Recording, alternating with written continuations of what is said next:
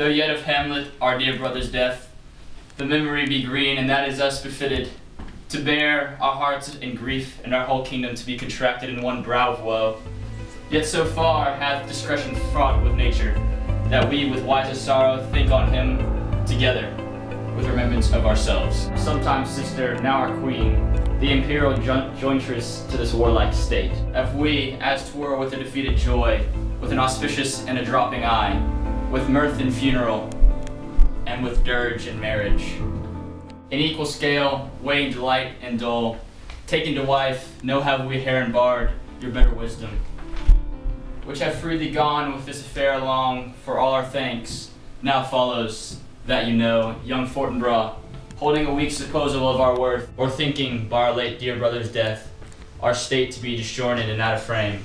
Colleague with this dream of his advantage, he hath not failed to pester us with message, importing the surrender of those lands, lost by his father, with all the bounds of law, to our most valiant brother.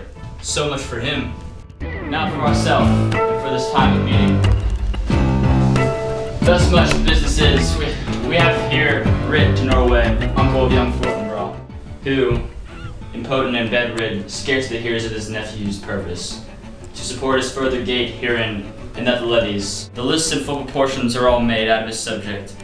And we here dispatch you, good Cornelius, bearer of this greeting to old Norway, giving to you no personal power to business with the king, more than the scope of the related articles allow. Farewell, unless your house commands your duty. And that in all things will we show our duty. We doubted nothing. Heartily farewell.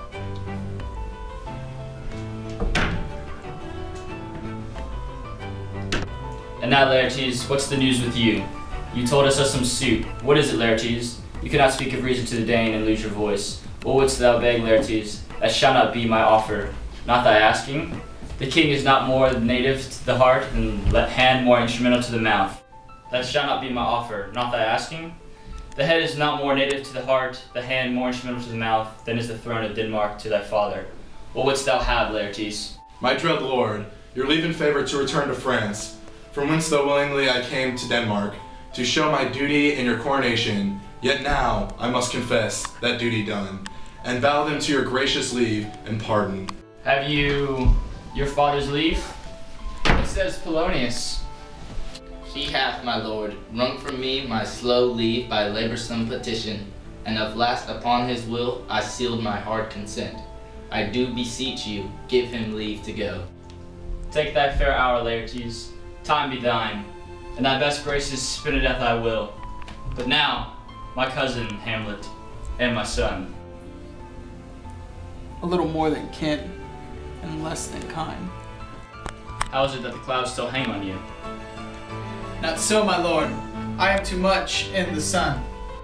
Good Hamlet, cast thy knighted color off, and let thine eyes look like a friend on Denmark. Do not forever with thy veiled lids, though knowest 'tis common, all that lives must die, passing through nature to eternity. Aye, madam, it is common. If it be, why seems it so particular with thee? Seems, madam? Nay, it is. I know not seems, 'tis not alone my inky cloak, good mother, nor customary suit of solemn black, nor windy suspiration of forced breath, no, nor the fruitful river in the eye, nor the dejected havure of the visage, together with all forms, mood, shapes of grief, that can denote me truly. These indeed seem, for they are actions that a man might play, but I have that within which path is so, these but the trappings and the suits of woe. 'Tis sweet and commendable in your nature, Hamlet, to give these morning duties to your father. But you must know your father lost a father. Father lost his, and survivor bound in filial obligation for some term to do obsequious sorrow.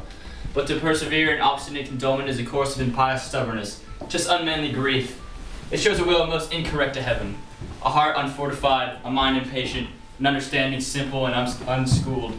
For what we know must be and is as common as any of the most vulgar things to sense. Why should we in our previous opposition take it to heart?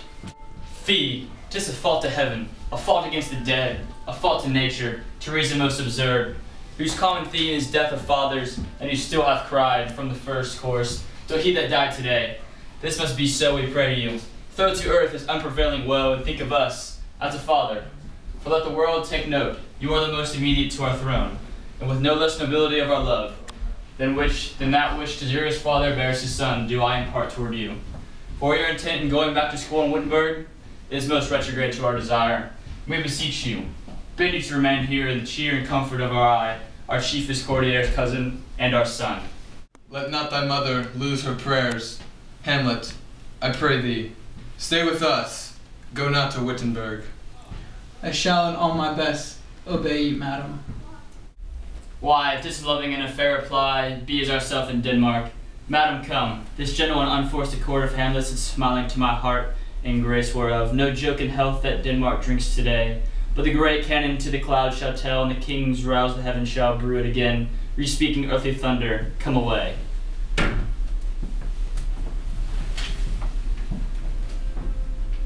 Oh, that this too sully flesh would melt, thaw, and resolve itself into a dew, or that the everlasting had not fixed his cannon against self-slaughter. Oh God, God, how weary, stale, flat, and unprofitable seem to me all the uses of this world.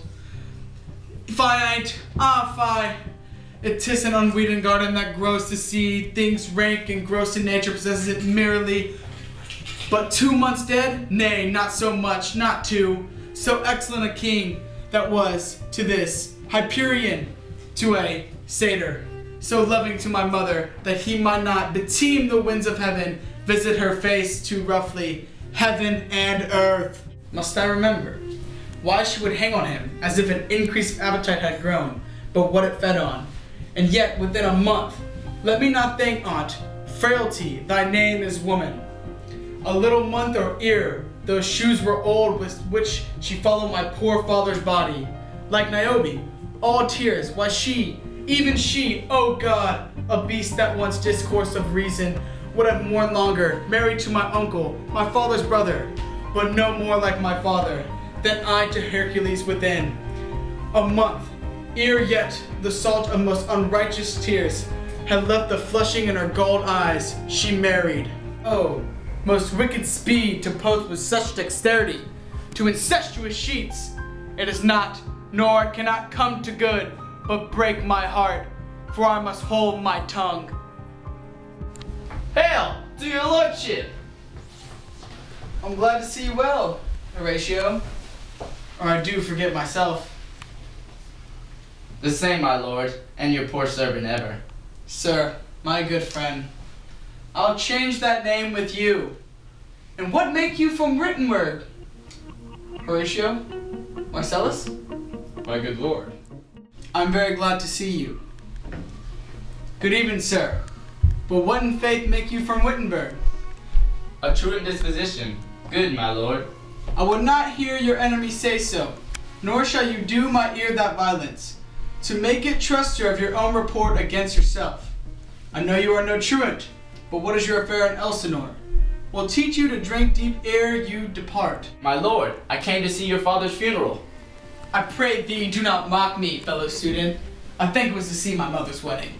Indeed, my lord, it followed hard upon. Thrift, Horatio! The funeral baked meats did coldly furnish forth the marriage tables. Would I have met my dearest foe in heaven, or have I ever seen the day, Horatio? My father, me, thinks I see my father. Oh, where, my lord? In my mind's eye, Horatio. I saw him once. He was a goodly king. He was a man. Take him for all in all. I shall not lead upon his like again. My lord, I think I saw him yesternight. Saw who? My lord, the king, your father. The king, my father? Season your admiration for a while with an attent ear, till I may deliver upon the witness of these gentlemen this marvel to you. For God's love, let me hear. 2 nights together had these gentlemen, Marcellus and Bernardo, on their watch, in the dead vast and middle of night, been thus encountered. A figure, like your father, arrived at point exactly Capape, appears before them, and with solemn march goes slow and stately by them. Thrice he walks by their oppressed and fear-surprised eyes, within his truncheon's length, whilst they, distilled almost to jelly with the act of fear, stand dumb and speak not to him. This to me, in dreadful secrecy in part they did, and I with them the 3rd night kept the watch. Whereas they had delivered both in time, form of the thing, each word made true and good, the apparition comes. I knew your father. These hands were not more like. But where was it? My lord, upon the platform where we watched. Did you not speak to it? My lord, I did, but answer made it none yet once methought. It lifted up its head and did address itself to motion, like as it would speak. But even then the morning cock crew loud, and at the sound it shrunk in haste away and vanished from our sight. 'Tis very strange. As I do live, my honored lord, 'tis true, and we did think it writ down in our duty to let you know of it. Indeed, indeed, sirs, but this troubles me. Hold you the watch tonight? We do, my lord. Armed, say you? Armed, my lord. From top to toe? My lord, from head to foot. Then saw you not his face? Oh yes, my lord, he wore his beaver up. What? Looked he frowningly? A countenance more in sorrow than in anger. Pale or red? Nay, very pale. And fixed his eyes upon you? Most constantly. I would I had been there. It would have much amazed you. Very like, very like. Stayed it long? While one with moderate haste might tell 100. Longer, longer. Not when I saw it. His beard was grizzled, no? It was, as I have seen it in his life, a sable silvered. I will watch tonight. Perchance 'twill walk again? I warrant it will. If it assume my noble's father's person, I'll speak to it. Though hell itself should gape and bid me hold my peace, I pray you all, if you have hitherto concealed the sight, let it be tenable in your silence still. And whatsoever shall hap tonight, give it an understanding, but no tongue. I will requite your loves. So fare you well upon the platform, twixt 11 and 12, I'll visit you. Our duty to your honor. Your loves as mine to you. Farewell.